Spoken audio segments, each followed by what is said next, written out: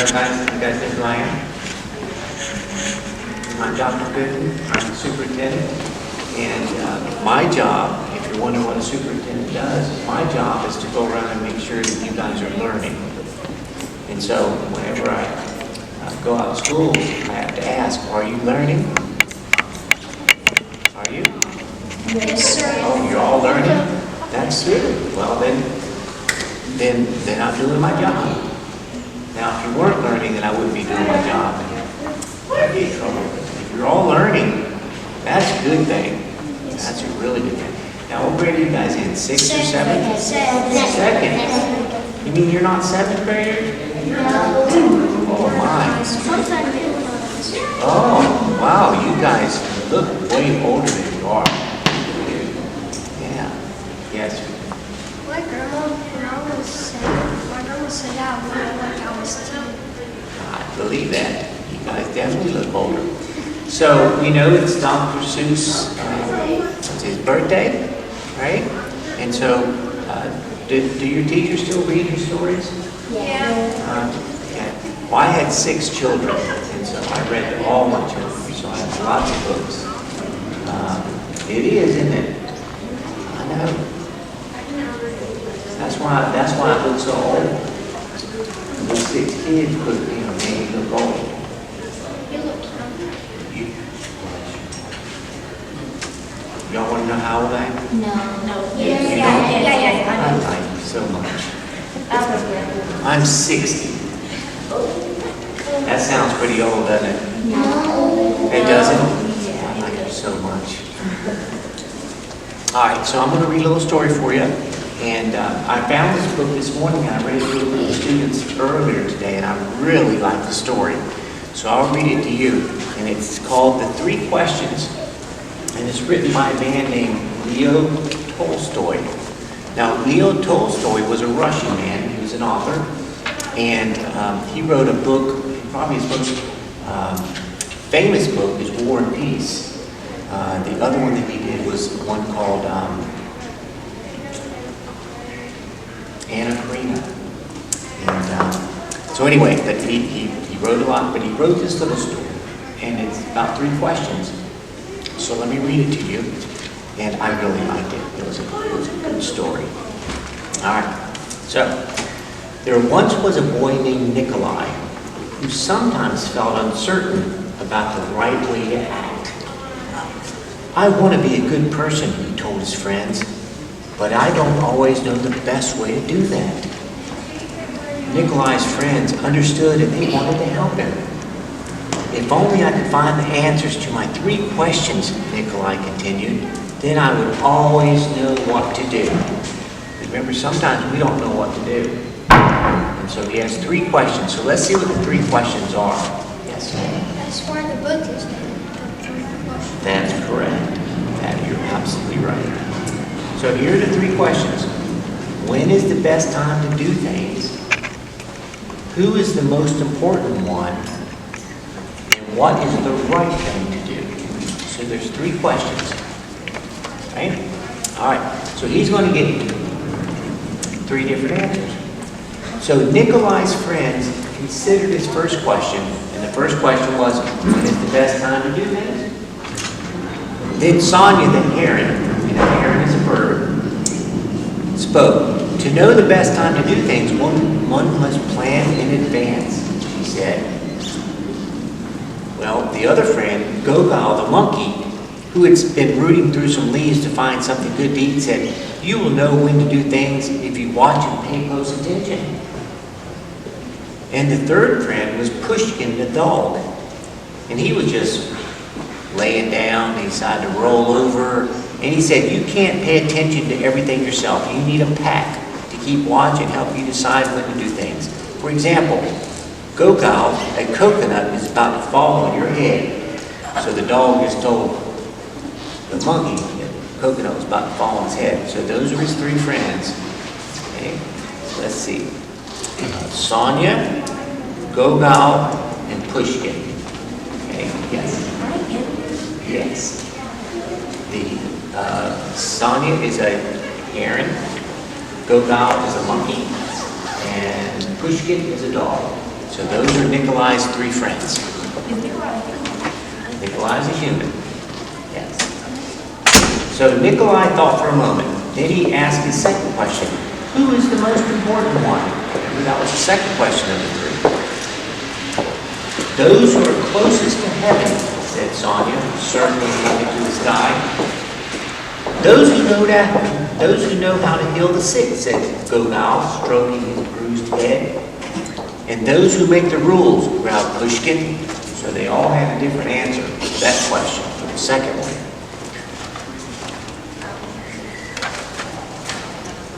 Nikolai thought some more. Then he asked the third question. What is the right thing to do? Flying, said Sonia. Having fun all the time, laughed Gogol. Fighting, barked Pushkin right away. So, then the boy thought for a long while. He loved his friends. He knew they were all trying their best to help him answer his questions, but their answers didn't seem quite right. Then an idea came to him. I know, he thought, I will ask Leo the turtle. He has lived a very long time, and surely he will know the answers I'm looking for.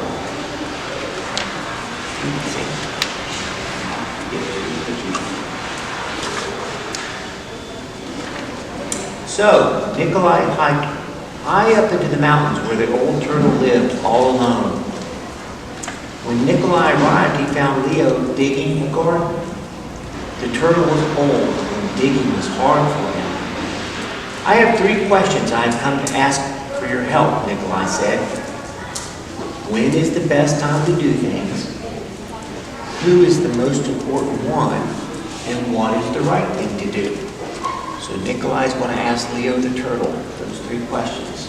He went way up on the mountain. Now remember, Leo's digging a garden, isn't he? And he's old, so it's hard. So Leo listened carefully, but he only smiled. Then he went on with his digging.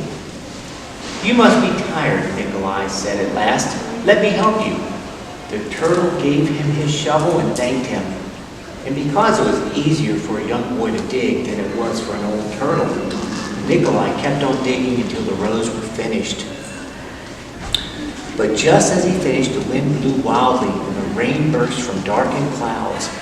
As they moved toward the cottage for shelter, Nikolai suddenly heard a cry for help.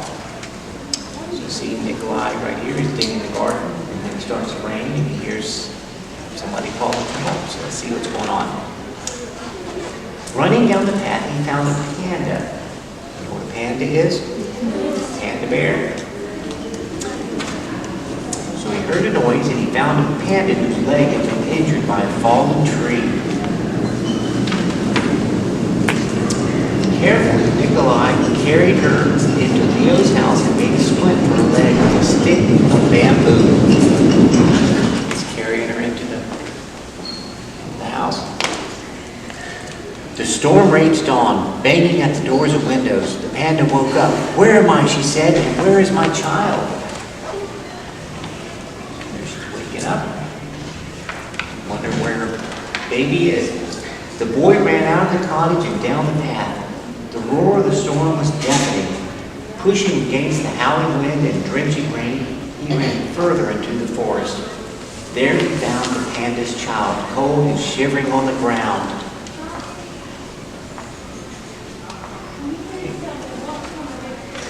So, let's see what happens. The little panda was wet and scared, but alive.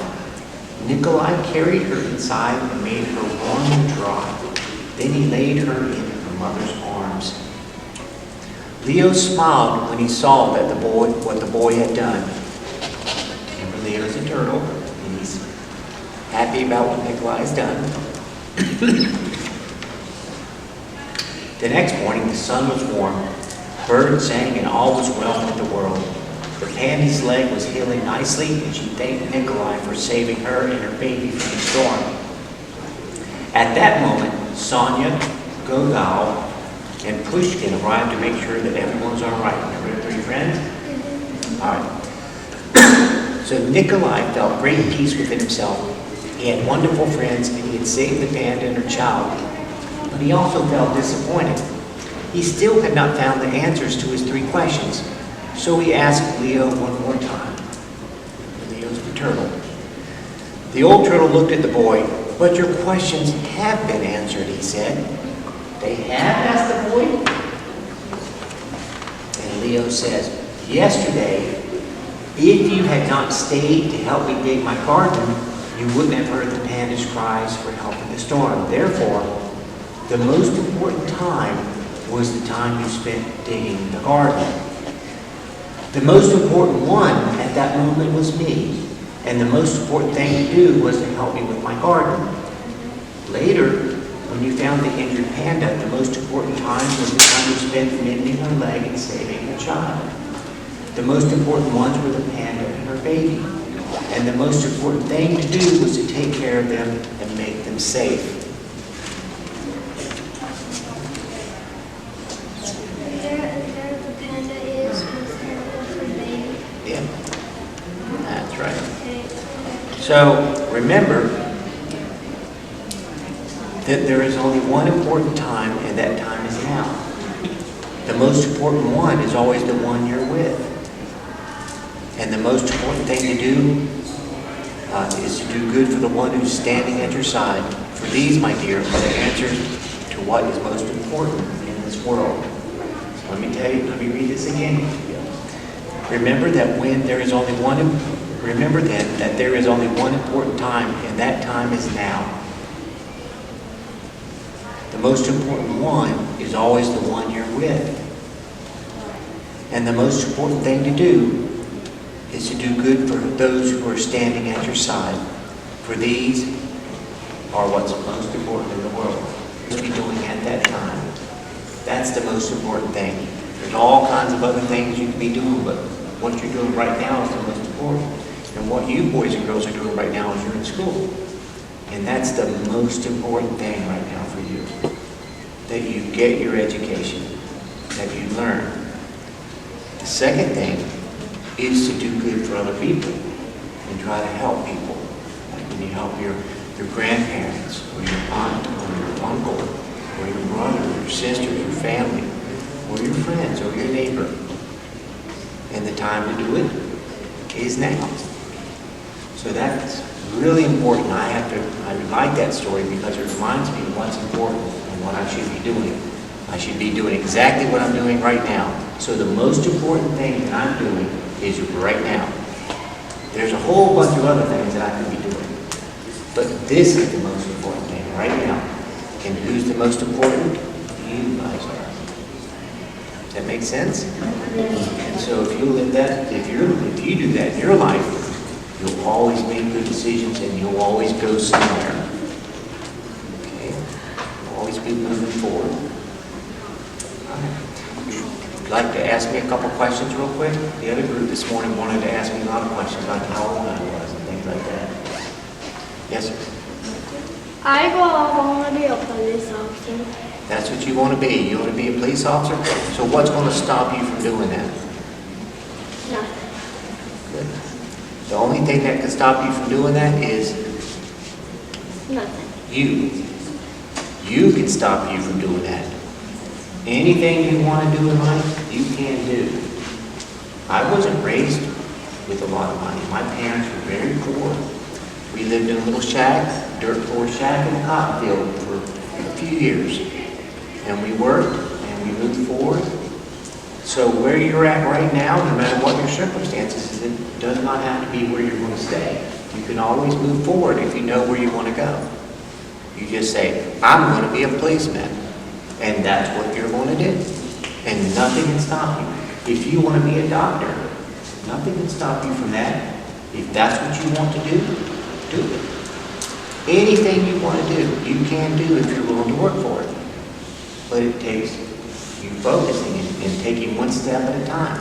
And the first step right now is to just go to school and get your education. Get as much as you can from the teachers who work with you. That's important. But you can do whatever you want. Right? I didn't know that I was going to be a superintendent when I was your age, when I was in 3rd grade. I had no idea that I was going to do what I wanted to do, but I knew I wanted to go to college. Could I afford college? No. My parents didn't have the money for me to go to school. But that's what I wanted to do. Now, my brothers did something different. My brothers went into construction, and they're happy doing that. That's what they wanted to do. So each one of you also can do whatever you want to do. You just have to do it. Keep moving forward.